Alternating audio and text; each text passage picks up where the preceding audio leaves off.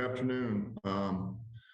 Probably just, I felt like one of the things to note that I thought really helped us yesterday that got us off on the right foot and off to a fast start was our third downs. And what I mean is really particularly early in that game that I think kind of led to our 10-0 start. And, I mean, we were 4 of 5 on third downs in our first two drives offensively, which we've had our struggles, and so I think that helped significantly. But not only that, our defense was 3 of 4, in their first three possessions. So I think that helped us get off to a big start, and then kind of set the tone for the game. I'll open it up for questions. Tim? Hey, Dan, good afternoon. Afternoon. Hey, there's a lot of reasons you guys have been much better the last month or so passing, just much more consistent. How much has the addition of Josh Reynolds been part of that equation? I think it's been a big part. I do. Look, there's multiple factors that play into why I feel like we're better. But I think the addition of him has certainly helped. He kind of brings us something that is a little different, a little different flavor. Just his size, his length, his speed, his ball skills. He's a smart guy. And he's been a real good addition for us. And I'll tell you what, man, he's a damn good teammate too. I mean, you just watch him. He's excited for one of his teammates, and he'll block. He gets in there and mixes it up, and he's excited for a teammate when he makes a play. And but yeah, he's been a good addition for us now. Thanks, Sam. Yep. Dave? Hey, Dan, a couple housekeeping things just to start. DeAndre Swift, obviously we haven't seen him in a couple of weeks. Do you have to make a decision soon on whether to shut him down, or where do things stand with him?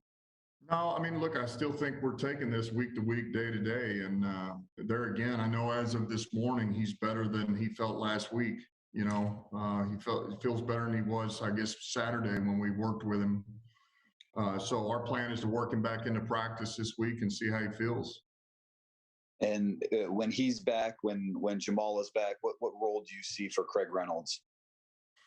Well, let's wait until we know exactly who we have, I think we got to get through the whole COVID deal here first and find out who we have. I mean, we may be playing with Kabinda halfback. So, but we'll see. I mean, look, that'll be a difficult decision, but it's a good decision. That's one of those tough things you got to decide. You carry 3 backs, you carry 4 backs, who's up, who's down, and so we'll play it by ear. It's a good problem to have. Has Craig done enough, I guess, to warrant carries, even with that top group? Is that, as well as he's played the last 2 weeks? Yeah, I would say this: if Craig goes to the game, Craig's getting some carries. That's what I'd say. So yeah, he's warranted that. Yeah. And then how about Alex? How did he come out of that game with the shoulder? Yeah, look, that's a tough deal. I don't think it's a major. I don't think we feel like it's a major injury, but yet it's going to knock him out for the year. So he got the shoulder, but this is we don't believe this is some long-term issue. It's just, we know with 3 games left that'll probably knock him out for this season. What sort of loss is that for you guys? He's been so, important to that defense. Yeah, he's been rock solid, man. He's been one of those guys. I mean, he's been as steady as a rock, and he's really our quarterback on defense. And so it'll hurt, but I'll say this. I mean, look, we lost him early in that game. And we lose Woods, and now, Reeves Maven has to step in and take the green dot, which is not something he normally does, and our plan was with he and Alex, knowing they were kind of coming back off of injuries, is man, just give them stuff to get them in the flow, but not, we didn't want it to be overbearing. And I mean, Reeves has to play 72 plays, man, and he's the green dot. And he played all out. It wasn't perfect, but I tell you what, the guy made a ton of plays for us, and so that's a credit to him. But it'll hurt. But look, we've had to adapt all year, and so here we are again. One last injury thing. You mentioned Parnell Motley after the game yesterday. Is he dealing with something, or just as a guy? I think when you're rolling through those cornerbacks, as a guy who wasn't able to be up yesterday, was he? Yeah, I was just bringing it up as to one of these guys that had COVID. And so we're going to start getting some guys back, no different than Nikel Roby and Jamal Williams and Tracy. It's like the 10 days are about to be up. So at least we know we'll get those guys back. So if anything, we may have 4 guys for this weekend and we'll have 50 guys out, but those 4 will be up, ready to go. Very last thing. Now, what sort of significance or springboard, I guess, do you expect yesterday to be for you guys? 3 weeks left, both this year and next year. It's a big win over a good team. What sort of springboard can it be? Well, I just think they're again, they understand, really kind of like they have, to be honest with you, Dave, that man, when you put in the work and you trust the game plan and you trust yourself and you trust your teammates, and we do things a certain way, man, good things can happen. And there is a way to win in this league. And once again, you got to give yourself the best opportunity to have success. And so I think if anything, it just one more time, it validates the fact that, hey, man, we can do some things, man. We can take teams to the wire. We got a chance to win. And look, that's one of the better teams over there, particularly in the NFC. And so it just validates, man, we can do this, and just stay true to what we do, our system, and what we're preaching. Thank you, Dan. Yep. John. Hey, Dan, good afternoon on this Monday. Hello. Hey, I got a couple questions on creativity offensively and aggression. Yesterday, the team started the game with the ball. I'm just wondering, as the team builds the offense and the run game and things like that, do you think philosophically, if the team wins the coin toss, potentially that you decide to take the ball offensively more as your tenure evolves? Starting the game with the ball offensively. Yeah, I don't know. I mean, I think we did it a little bit earlier this year. Sometimes you want to try to create a rhythm offensively, and you're telling your guys, listen, we're going to come out fast. We're going to start fast. We're going to move the ball. We're going to set the tone with the offense, and you do it. And so I think it's a flow thing. And I get the whole, you should always defer. You gain in possession. But we can sit here and argue that all day long. I would say naturally I'd like to defer. But yeah, I mean, look, if you got a potent offense, we'll do it. Shoot, we did it in New Orleans. Now, you got a potent offense, you got Drew Brees, and you got these things, then let's go out and set the tone early. So, yeah, I think you take it as it comes of what kind of team you got, offense, the season, everything. Yep. And then when we spoke to Amon-Ra, obviously everyone's enjoying the creativity offensively, more explosive plays. Do you see continued room to grow offensively in terms of explosive plays for the wideouts and your offense in the final 3 games of the season? Absolutely. Look, those guys are just getting better and better.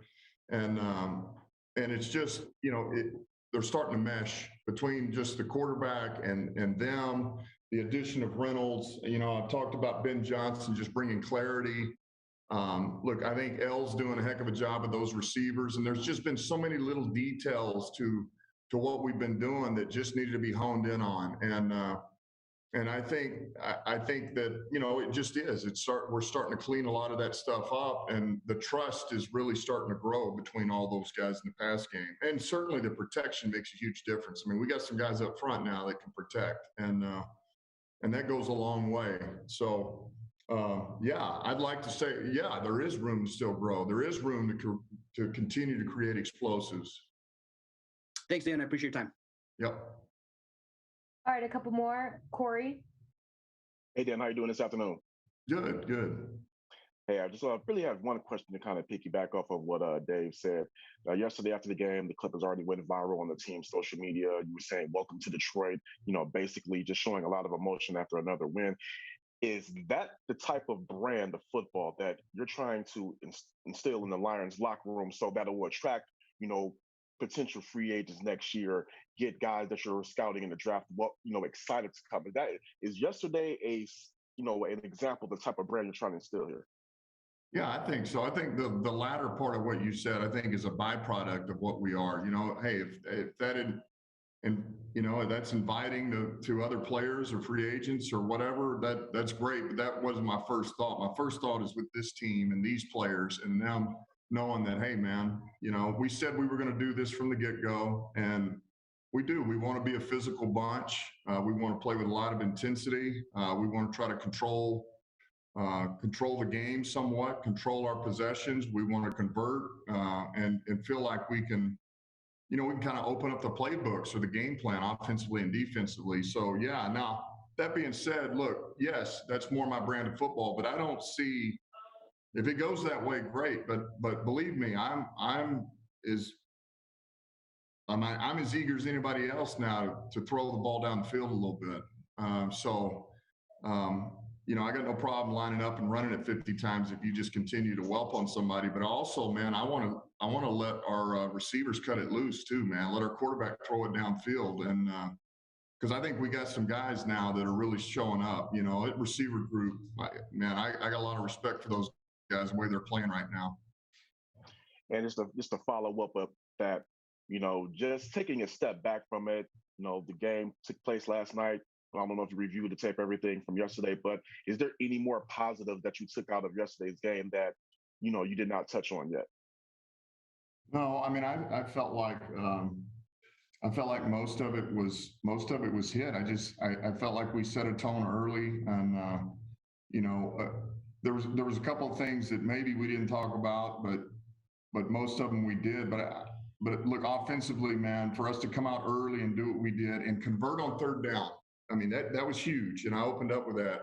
I think really just set the tone for us. But then defensively, for the fact that we were able to just kind of hem up, Murray a little bit and keep him in there and not let them get into the rhythm of their game, I thought was huge. But I go back to this: the biggest play of the game, in my opinion, I think was Amani's interception, because it just snuffed out any opportunity for them to get the momentum back or get it going at all. That was huge. And then I love the fact at the end of the game, they're down there and no, they're not going to win the game, but it's fourth down and we shut them out and not let them in the end zone. I mean, it takes a lot of pride. And defensively, man, I just think that says something about those guys.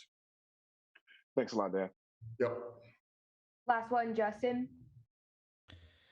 Yeah, Dan, you guys have showed a willingness, I guess, to move guys to different positions. Godwin obviously being one, Bobby Price being another. I know the sample size is small and was necessitated by the situation, but have you given any thought about what Will Harris's long-term future is after the last 3 or 4 games playing some different spots in the secondary? Yeah, I mean, look, we talk about Will a lot. Just everything, from safety to nickel to now all of a sudden he's the corner. Look, now, have we just dove in depth like we will when the season is done? No, we haven't. But yet, and I know this, he was one of the first names that popped in our heads when it was about, well, who's going to play corner for us now that all our guys are out, and so it was like, hey, let's give it a go. But no, I mean, look, let's see how this thing goes. And the funny thing here, Justin, is we wouldn't have known any of this had it not been for the injuries and the COVID. And so that is, I guess, a little bit of silver lining is, well, who knows? Maybe this guy is a corner, maybe he's a nickel, or maybe he's a jack of all trades. And I know hindsight discussions are probably more for this side of the conversation than your side, but with a guy like Reynolds, you had a shot at him in free agency, and I know there was some interest there and it didn't come together, but when a guy like that comes in and has the impact that he does, do you learn anything, I guess, about the roster building process? I know that's mostly Brad's ball game, but you are doing things hand in hand. Like, what have you learned about the roster building process throughout this first year here for you? I mean, man, Justin, that's a pretty good question. And I don't know if I can give you a great answer on it at this point. Look, I know this. I would say this: I'm glad we got Reynolds. That was a good pickup for us, and I know that obviously happened later, and it didn't happen in the original free agency. But I would say this, and you kind of always know in the back of your head: don't, yes, you may think you know something about a guy, but maybe you don't always know. And sometimes guys need a fresh start before you really realize who they are. I do know that sometimes, you talk about a guy who you like a lot, and man, he's got all these